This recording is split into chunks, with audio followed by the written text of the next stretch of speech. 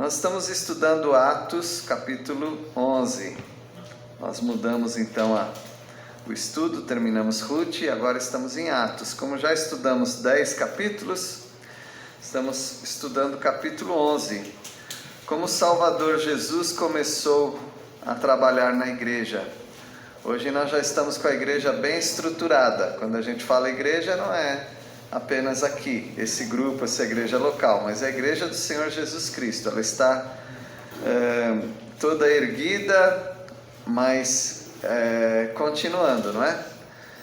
Nós ainda estamos trabalhando na igreja, ainda estamos desfrutando da igreja aqui na terra, e nós somos a igreja do Senhor Jesus Cristo, e um dia subiremos com Ele. Como Ele começou a trabalhar?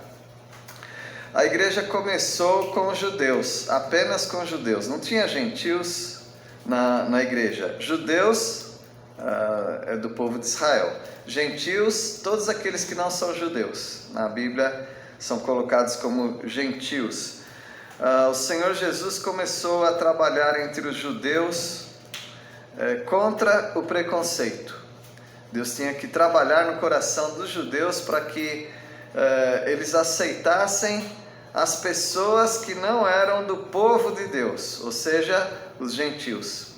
Foi um trabalho duro, um trabalho pesado, um trabalho em que houve inclusive o contrário do que o irmão dirigente falou.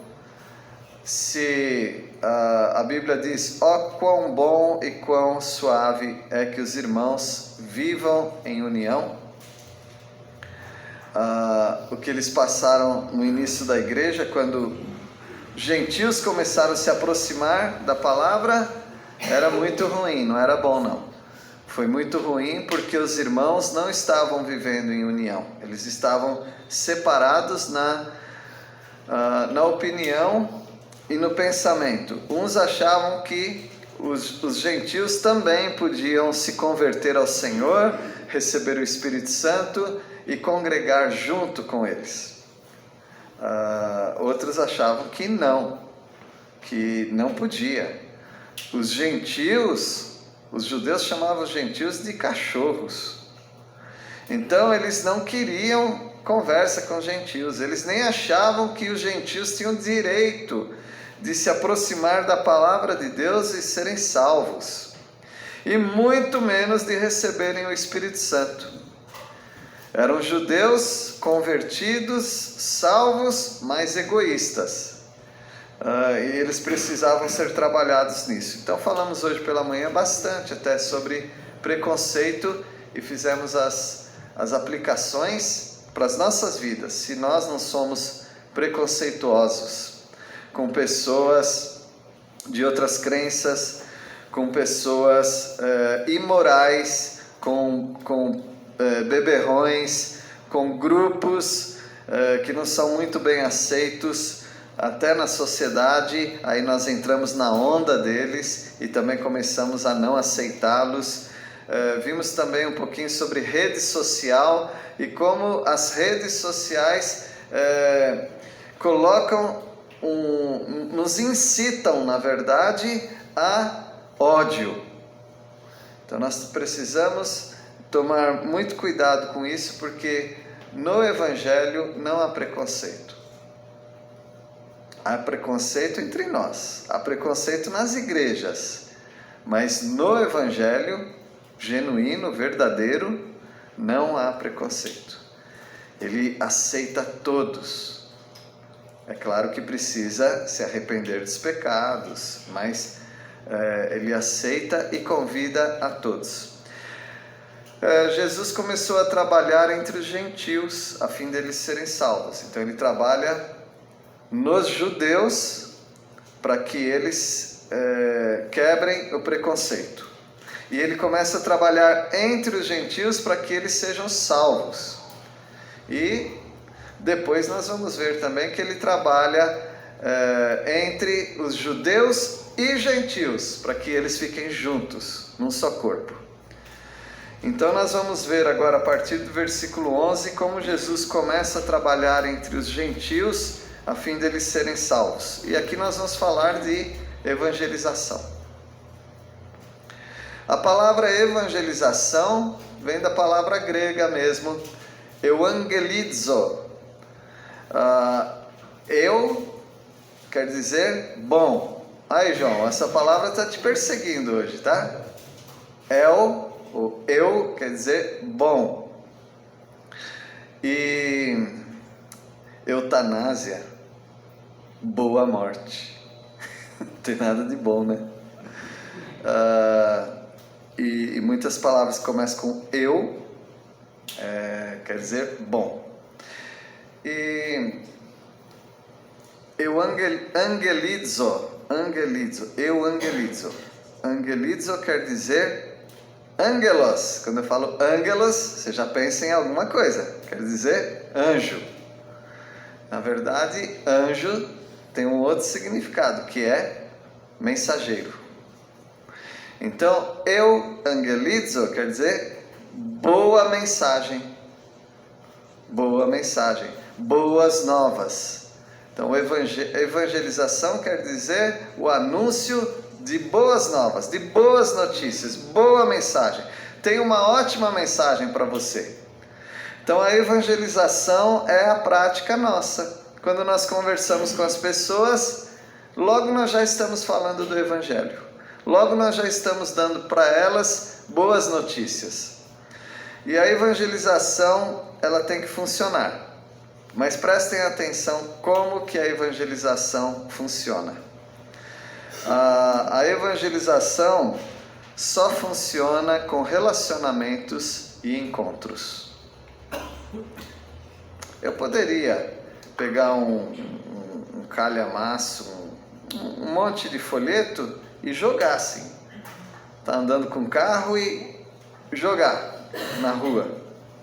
Aí pode ser que algumas pessoas pegassem e até se convertessem. Mas o normal da evangelização de boas novas é uma pessoa se encontrando com outra pessoa e conversando com ela sobre as boas novas de Deus para ela. É mais pessoal, é mais caloroso, é mais eficiente. Nada deve substituir o evangelismo pessoal. Não seria bom fazer como chama mesmo? Uma campanha evangelista. Campanha. Obrigado. Uma campanha. Já faz tanto tempo que ninguém faz que a gente até esqueceu o nome.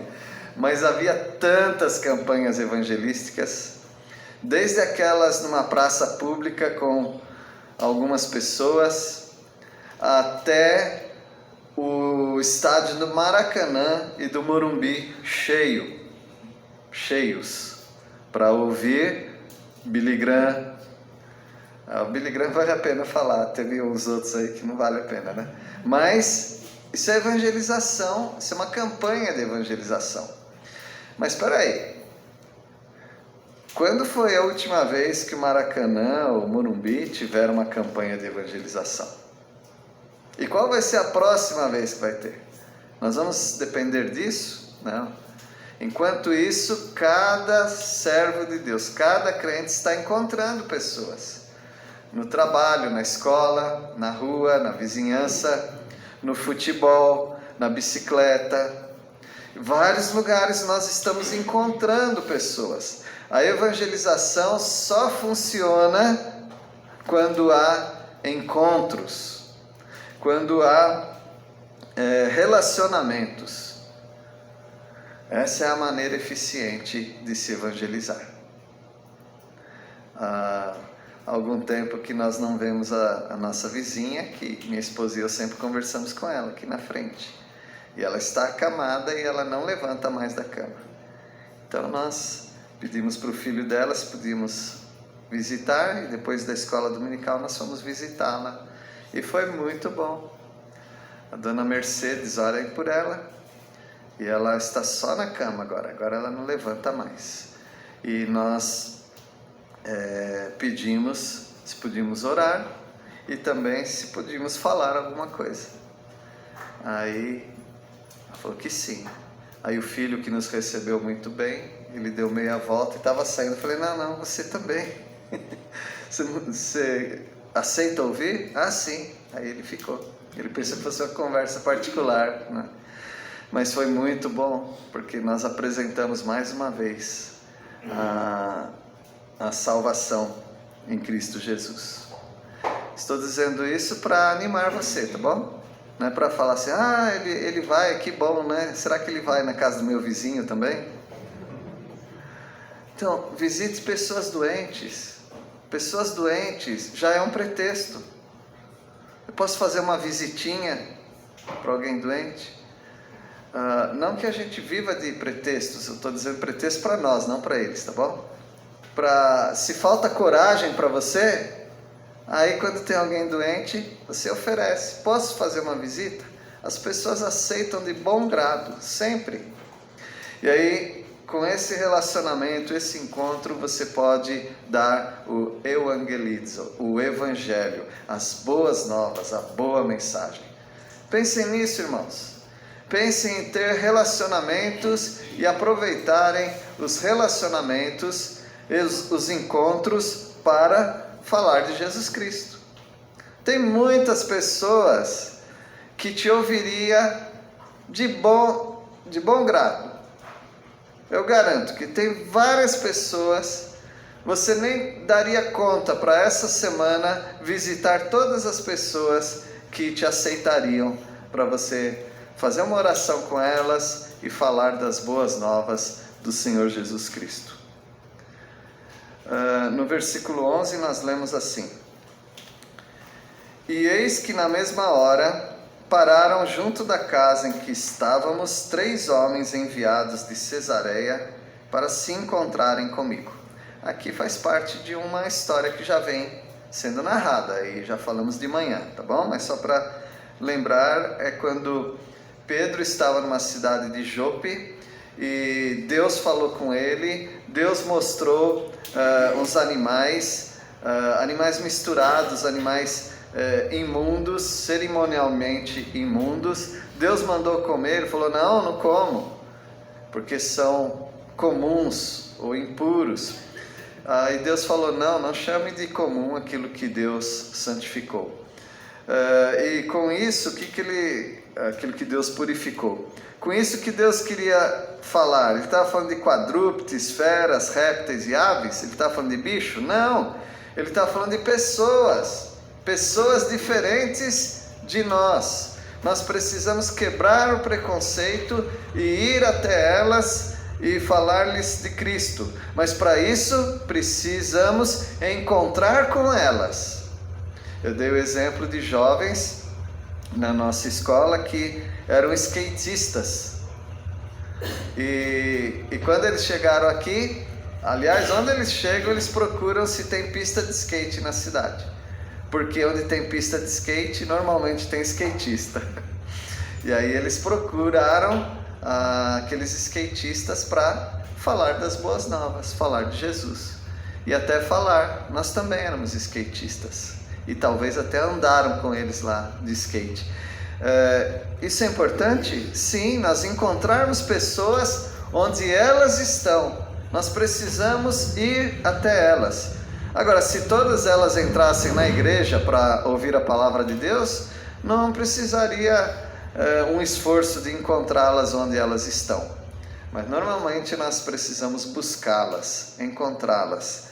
E foi assim que Deus estava preparando Pedro e Cornélio, através de mensageiros. Mensageiros de Cornélio foram até a casa de Pedro, e Pedro aceitou o convite e foi até a casa de Cornélio com mais 6 pessoas. Então nós temos muitas pessoas dentro daquela casa. E começou tudo com um encontro. Estávamos 3 homens enviados de Cesareia para se encontrarem comigo. Encontro. Às vezes Deus vai fazer com que pessoas encontrem você, mas outras vezes Deus quer que você as encontre. Versículo 12. Então o Espírito me disse que eu fosse com eles, sem hesitar. Foram comigo também estes 6 irmãos e entramos na casa daquele homem. Então veja que 3 vieram e Pedro e mais 6, então 7, 10 pessoas naquela comitiva até a casa de Cornélio. Encontros. Você ficaria admirado como as pessoas querem te encontrar. Você ficaria admirado como elas queriam ter aquele papo, aquela conversa que só você praticamente teria no círculo de amizade delas para falar. Esse encontro é muito saudável. A evangelização só funciona com encontros. A evangelização só funciona com a explicação da palavra de Deus. Nós vamos nos encontrar e talvez nós não vamos falar nada da palavra de Deus. Não tem problema. É um primeiro encontro. É um segundo encontro. É o que nós chamamos de pré-evangelismo. É esse bate-papo. É falando da família, dos filhos, do futebol, de várias coisas. É o contato que nós estamos tendo com a pessoa. É o quebra-gelo. Mas chega um momento que a nossa conversa começa a se aprofundar. Talvez no segundo encontro, terceiro encontro, nós precisamos pedir do Senhor essas oportunidades. Versículo 13. Então ele diz: entramos na casa daquele homem, Cornélio, né? E ele nos contou como vira o anjo em pé em sua casa e lhe dissera: envia a Jope e manda chamar Simão, por sobrenome Pedro. Então aquele homem era um temente a Deus, não era um prosélito, não era um judeu, mas era um temente a Deus, um termo para aqueles que eram simpatizantes do judaísmo. Ele dava esmola, ele orava, e Deus o atendeu, porque ele queria salvação. Ele queria entender melhor. E o anjo falou para ele: vai até a casa de onde está, né, Simão, o Pedro, vai até ali. E através desse encontro, Pedro teve a oportunidade de explicar a palavra do Senhor. Você nunca vai conseguir explicar a Bíblia para ninguém se você não encontrar com elas. Se você fugir dos encontros com as pessoas, você está também impedindo que elas ouçam a palavra de Deus. Porque se elas só têm você como alguém que crê na palavra, elas dependem de você. Você não pode fugir desses encontros. Versículo 14. O qual te dirá palavras mediante as quais serás salvo, tu e toda a tua casa. Cornélio diz então que Pedro é o homem que vai ter a mensagem, as palavras, e essas palavras que Pedro tem vão salvar você, Cornélio. Salvar você e todas as pessoas da sua casa, que não são só os familiares. Ele era um centurião. Quer dizer que ele tinha aos seus cuidados, sob a sua responsabilidade, 100 soldados, uma centena de soldados. Talvez ele tenha convidado alguns desses soldados para ouvirem também a palavra de Deus. A evangelização, meus irmãos, só funciona com relacionamentos e encontros, e a evangelização só funciona com a explicação da palavra de Deus. Senão não é evangelização, é um bate-papo, mas até chegar ao ponto de alguém ser salvo, ele precisa ouvir a palavra de Deus. Então a salvação só funciona com a explicação da Bíblia, da palavra de Deus. A evangelização só funciona através da atuação do Espírito Santo. Não é você visitando alguém e abrindo a Bíblia e lendo apenas. O Espírito Santo de Deus precisa estar nessa conversa. Você não precisa fazer nada para invocar o Espírito Santo, ele já está em você. Você só precisa ser obediente. E quando você conversar com as pessoas, o Espírito Santo é o maior interessado naquela conversa. Ele quer convencer as pessoas do pecado, da justiça, do juízo. Ele quer iluminar a cabeça das pessoas para entenderem a palavra de Deus através da sua vida. A evangelização só funciona com a atuação do Espírito Santo. Versículo 15. Quando, porém, comecei a falar, o que aconteceu? Caiu o Espírito Santo sobre eles, como também sobre nós no princípio. Lembra no princípio, quando havia 120 pessoas reunidas, orando, e aí o Espírito Santo veio como chamas de fogo. Então Pedro lembrou na hora, né? Enquanto ele estava pregando, explicando a palavra de Deus, aí o Espírito Santo veio sobre aquelas pessoas. Aí Pedro não precisava falar mais nada, elas já entenderam tudo e elas foram salvas. Se você fizer bons relacionamentos com as pessoas, se propor a encontrá-las em algum lugar, explicar-lhes a palavra de Deus, o Espírito Santo vai atuar. O Espírito Santo vai usar grandemente a sua vida. Eu digo que o Espírito Santo pode até convencer aquela pessoa de que ela será julgada por causa dos pecados dela e ela resistir à sua mensagem, mas o Espírito Santo estará ainda assim nessa conversa. Você não tem a responsabilidade e nem o poder de converter as pessoas, mas você tem a responsabilidade e a autoridade de explicar-lhes o caminho da salvação. A evangelização só funciona se o Espírito Santo estiver nessa conversa, senão não funciona. E a evangelização só funciona com a submissão ao Espírito Santo. Mas não é a mesma coisa? É diferente. A atuação do Espírito Santo depende dele atuar naquela conversa. A submissão ao Espírito Santo depende de você, o mensageiro, se humilhar diante de Deus e deixar que o Espírito Santo conduza aquela conversa. A evangelização, portanto, só funciona com a submissão ao Espírito Santo. E a gente vai terminar com esses dois versículos, versículo 17 e 18. Parece que eu não li o 16, eu li? Não, né? Então vou ler o 16 antes. Então me lembrei da palavra do Senhor quando disse: João, na verdade, batizou com água, mas vós sereis batizados com o Espírito Santo. Então, quando ele estava pregando, o Espírito Santo caiu sobre eles. E aí ele lembrou de duas coisas. Ele lembrou de quando ele mesmo recebeu o Espírito Santo no dia de Pentecoste. E ele lembrou também de outra coisa, quando João Batista pregava: arrependei-vos porque é chegado o reino de Deus. A raiz já está posta sobre, o machado já está posto sobre a raiz. Mostrai então frutos de arrependimento. Ele pregava assim.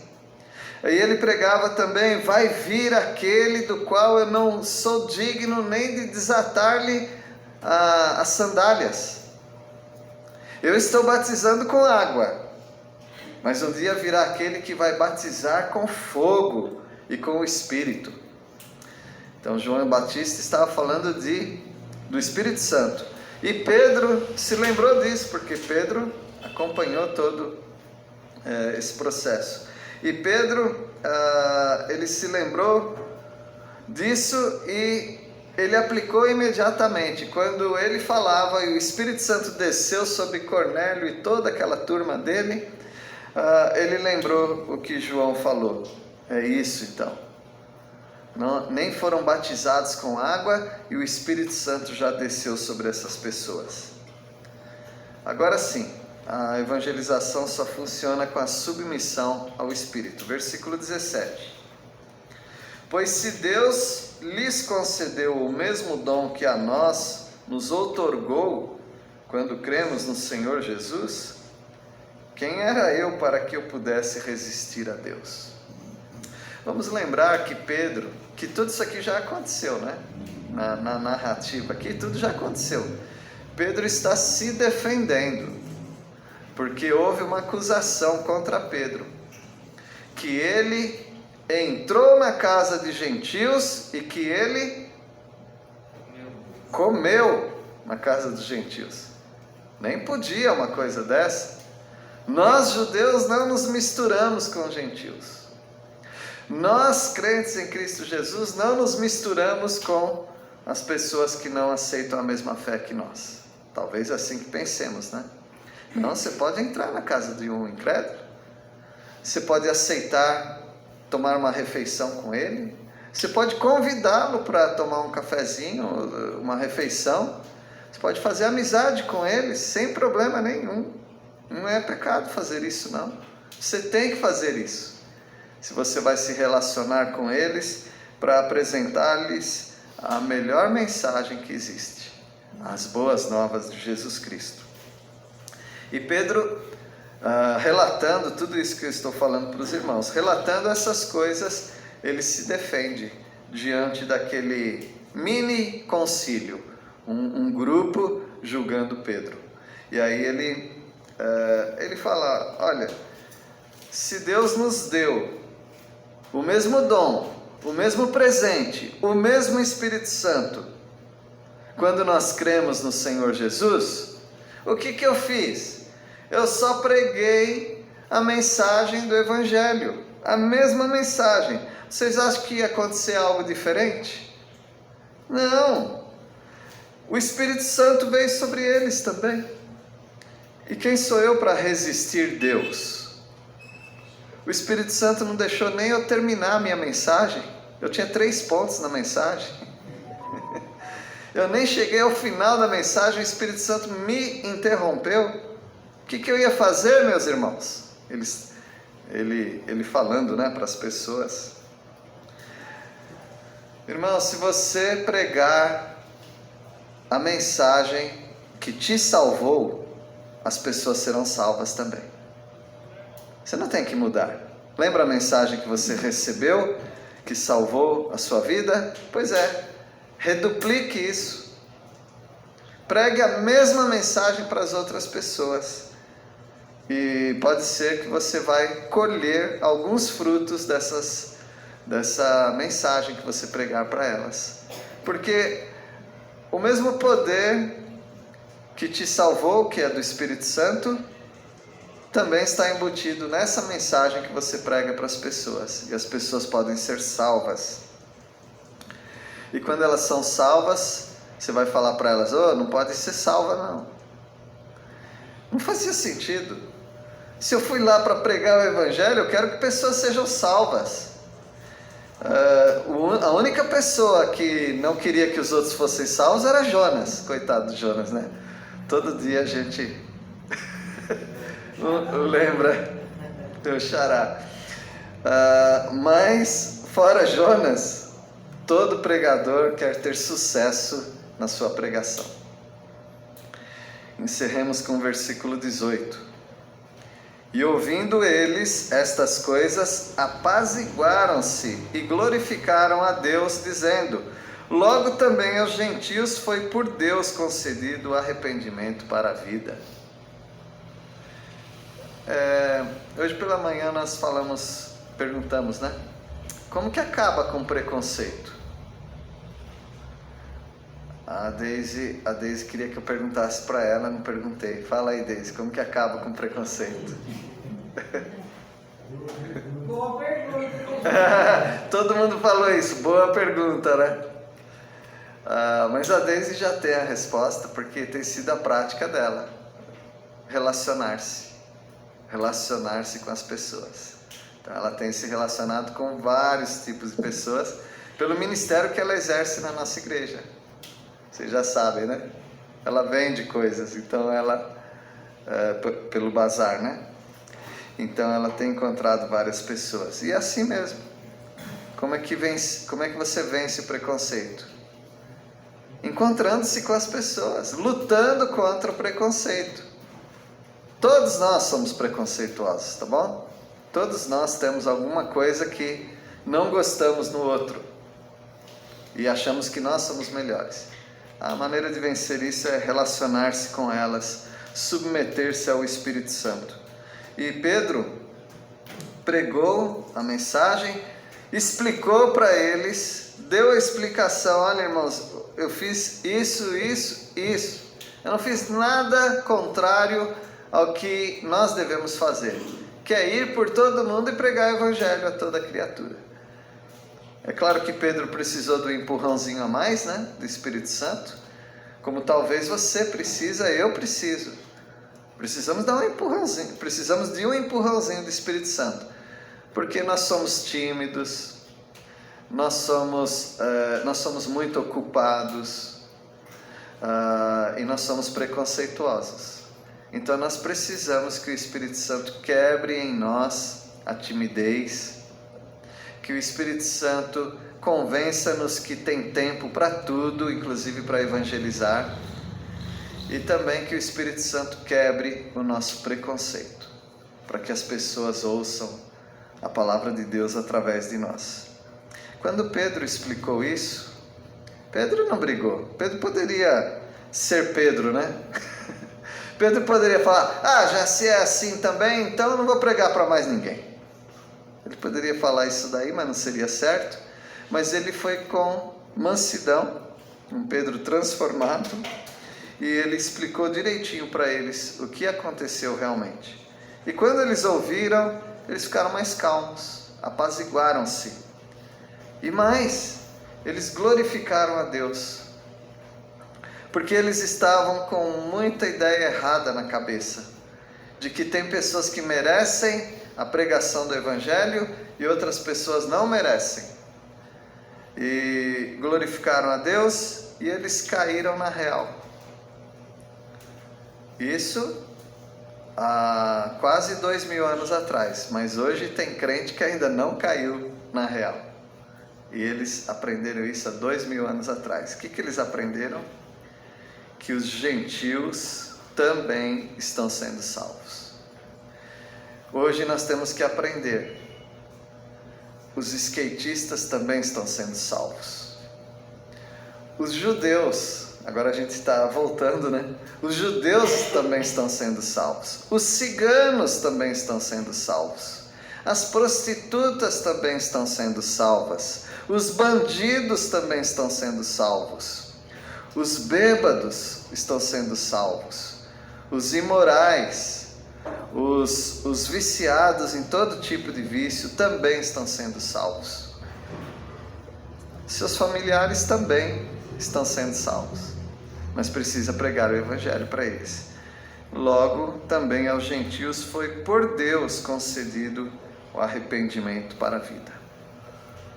Foi assim que Jesus começou a trabalhar na sua igreja, quebrando o preconceito dos judeus, pregando através dos crentes para os gentios, para que eles também fossem salvos. Ore a Deus por encontros, para que você tenha vários encontros com várias pessoas. Se você está muito com medo disso, comece com aquilo que o dirigente falou: venha para a igreja. Aqui você incendeia. Se alguém não foi incendiado hoje, eu digo para você, você é uma pedra de gelo, quase um iceberg, porque eu fiquei incendiado. Eu não estou falando eu pregando, tá? Estou falando a palavra de Deus. Eu já fiquei incendiado. Já vou agarrar qualquer um na rua para falar de Jesus. Porque é assim que nós nos sentimos quando a palavra de Deus fala conosco. Que Deus nos abençoe. Vamos orar. Deus querido, obrigado porque o Senhor nos incentiva mais uma vez a pregarmos o Evangelho. Mas o Evangelho só funciona com relacionamentos e encontros. Ajuda-nos a encontrar pessoas, relacionarmos-nos com elas. E o Evangelho só funciona com a exposição da Tua Palavra. Coloca no nosso coração a Tua Palavra, Deus. Sabemos também, ó Deus, que nós precisamos do Senhor. E nessa força que teremos do Senhor, nós vamos encontrar pessoas e falar-lhes das boas novas. Pedimos a tua ajuda para isso. É em nome de Jesus que oramos. Amém.